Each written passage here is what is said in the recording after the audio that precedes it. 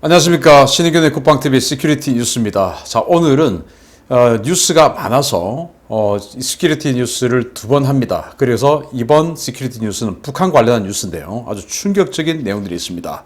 관련 소식 알려드리겠습니다. 첫 번째입니다. 얼마 전에 평양 병원에서 발생한 김정은 측근의 의료사고 사망사건 이후에 북한이 주민을 대상으로 생체 실험을 하고 있다는 충격적인 소식이 들어왔습니다. 사망자가 속출해서 주민들이 동요하고 있다는 소식입니다.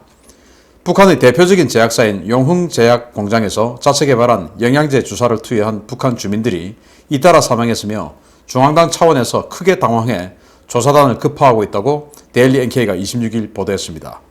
용흥제약 공장이 만든 주사제는 최근 평양의학대학병원에서 김정은 측근인 고위 경제 관료를 사망케 한 중국산 코카르 복실라제 영양제를 대체하기 위해 김정은의 특명으로 북한 자체 기술로 개발한 주사제인데요.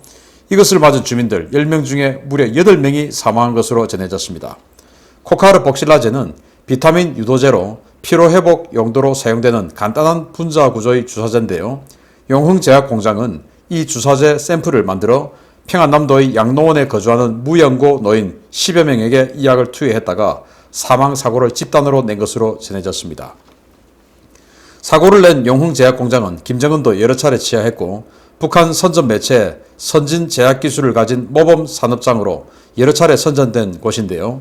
사고를 보고받은 김정은은 차라리 시약이 부족하거나 기술력이 없다고 완성 단계가 아니라고 솔직하게 밝혔어야 한다라며 이 공장에서 만든 모든 의약품을 재검증하라며 격노한 반응을 보인 것으로 전해졌습니다.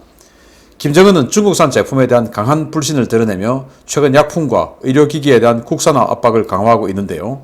능력도 없는데 끝없이 들고 나오는 그 자력갱생과 국산화 타령을 보면 이 글로벌 시대에서 국수주의와 신토 불이병이 한국만의 문제는 아닌 것 같습니다.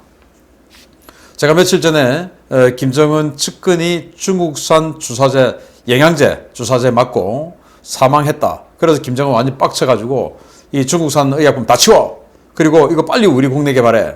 라고 했다라는 소식을 알려드렸는데, 그래가지고 이제 빨리 더 개발 안 하면 맞아 죽을까봐 또 열심히 또 이 용흥제약 공장에서 만들었답니다. 만들었는데 이제 임상실험을 해야 되죠. 그런데 정말 놀랍게도 우리 같으면 임상실험 하실 사람 손 들어주세요 라고 하는데 여기는 그냥 양로원에 있는 노인들 좀 데리고 와. 뭐 특별히 연구 없지? 데리고 와. 맞춰버린 겁니다. 그런데 10명 맞췄는데 8명이 죽었답니다. 이게 이제 김정은에게 보고가 올라갔고, 김정은은 아니 능력이 안 되면 안 된다. 시약이 없으면 안 됐다. 없다. 또 기술력이 부족하면 부족하다. 솔직하게 이야기해야지. 이게 지금 하다가 이렇게 사람 죽이면 누가 책임져? 하고 호통을 쳤다 하는데, 아니 능력이 안 된다. 아직 개발이 안 됐다 하면 때려 죽일 거면서 무슨 엉뚱한 소리 합니까? 맞아 죽을 거봐 지금. 안 됐는데도 했지 않습니까? 북한 분위기 이런 거예요. 자, 그래서 이런 소문들이 이제 하나 퍼져나가죠. 그러면 어떻게 됩니까? 김정은에 대한 불신이 의학계에서 또 나오는 것이고, 또 여기에 대해서 이제 사람이 정말 이 정부의 무자비한 생체 실험에 의해서 사람이 이렇게 마구마구 죽었으니까 그 주변에 있던 사람들에게 또 소문이 퍼지죠. 그러면 이제 민심 나빠지죠. 자, 이렇게 해서 의학계 사람들도 김정은 싫어. 자, 그리고 그 소문 퍼져서 역시 또 싫어. 김정은이 축출될, 그리고 어느 날 밤에 찍어 나갈 그런 가능성 하나하나 정립하고 있는 상황입니다. 자, 그래 놓고 아니, 사실대로 말하지 라고 이야기하는데 사실대로 말할 분위기를 미리 조성해 주는 게 지도자의 일 아닙니까? 말만 하면 때려 죽이는 그리고 말만 하면 때려 죽이는 게 아니고 아예 총으로 갈겨 죽이는 여자, 이렇게 있는데 어떻게 하겠습니까? 자, 이런데 북한군에서 정말 놀라운 일이 발생했습니다. 북한이 한미 정상회담 기간 중에 전군의 1호 전투 근무 태세를 지시하고 특수부대의 후방 침투 훈련에 돌입했다는 소식 전해드린 바 있는데요. 후방 침투, 교란 훈련에 들어간 특수부대원들이 고위장성을 습격해 약탈하는 초유의 사건이 발생했습니다. 북한 전군의 1호 전투 근무 태세가 발령되고 주요 특수부대에 적후방 교란 훈련 지시가 내려간 뒤에 강원도 전방지역에서 특수부대원들에 의한 고위장성 약탈 사건이 발생했다고 데일리 NK가 25일 보도했습니다. 매체는 북한군 내부 소식통을 인용해서 지난 15일 강원도 고성에서 철원간의 포장도로 일대에 동부전선에 교방 배치된 제8군단 정찰대대 병력들이 군단 보위부장차를 털었다고 보도했습니다. 이들은 야간 훈련 지시를 어기고 도로에 매복해 있다가 지나가는 사륜구동 차량을 잡고 탑승자들을 위협해 휘발유와 물자들을 약탈했는데요. 약탈한 물자는 인근 마을로 가져가서 담배, 빵, 쌀 등의 식품으로 교환하는 데 사용했습니다. 고성에서 철원간 도로에서 털린 사륜구동차는 북한군의 기계화 군단인 제806 훈련소 보위부장을 퇴근시키고 돌아가던 차였는데요. 자신의 차가 털렸다는 사실을 인지한 보위부장은 경로에서 총참모부에 이를 즉각 보고했고 즉각 병력이 투입되어 용의자 4명을 현장에서 체포했습니다. 북한군은 크게 술렁이고 있습니다. 군단 보위부장은 상장인 군단장보다 한 계급이 낮은 중장 계급이지만 더 막강한 실권을 가진 자리인데요. 고위 간부 표식이 있는 차량까지 닥치는 대로 털 만큼 북한군의 물자 부족과 군기강 붕괴 문제가 외부에 알려진 것보다 더 심각하다는 평가가 쏟아지고 있습니다. 놀랍습니다. 지금 북한이 한미 정상회담쯤에서 1호 전투 경계 근무 태세 발령했죠. 바로 이제 데프콘 2인데 그러다 보니까 후방 지역에 있는 평안북도 지역에 있는 8군단의 정찰대대, 우리로 치면 이제 군단 특공연대 이런 병력이에요. 이 8군단 정찰대대를 빼가지고 이 전방이죠. 이 전방의 즉 고성 철원 지역의 후방을 백업하는 이 강원도 지역에다가 배치를 해놨다라는 거예요. 자, 그런데 여기에서 우리는 몇 가지를 유추를 할 수 있는데 일단 이 정찰대대들이 이런 약탈 행위를 했다고 하는 것은 정찰대대에게까지 물자 보급이 제대로 안 되고 있다는 것의 방증이고 정찰대대는 이 특수부대이기 때문에 대단히 보급 서열이 높습니다. 그럼에도 이 정찰 특수부대까지도 물자 보급이 제대로 안 되어 있는 상황에서 대규모 훈련을 벌이고 있다라는 상황이고 자, 이 약탈을 당한 차량은 누구냐? 이제 우리 철원 지역에 한국군 5군단이 있죠. 마주보고 있는 북한군도 5군단입니다. 철원 지역에서 화천 지역에 퍼져 있어요. 그 5군단의 뒤에서 백업하는 북한군 기계화 군단이 있습니다. 806 훈련소라는 기계화 군단인데 그 기계화 군단, 군단장 당연히 상장이겠죠. 그런데 그 기계화 군단에서 모든 실권을 다 가지고 있는 보위부장, 투스타 중장인데 우리는 이제 투스타는 소장이고 여기는 북한은 소장이 원스타고 우리는 소장은 투스타죠. 우리하고 조금 계급 이름이 달라요. 그래서 투스타인 우리로 치면 소장, 북한은 중장이 타고 있는 차인데 퇴근을 시킨 거예요. 퇴근시키고 운전병이 부대로 돌아가던 차에 매복하고 있던 이 특수부대들이 털은 겁니다.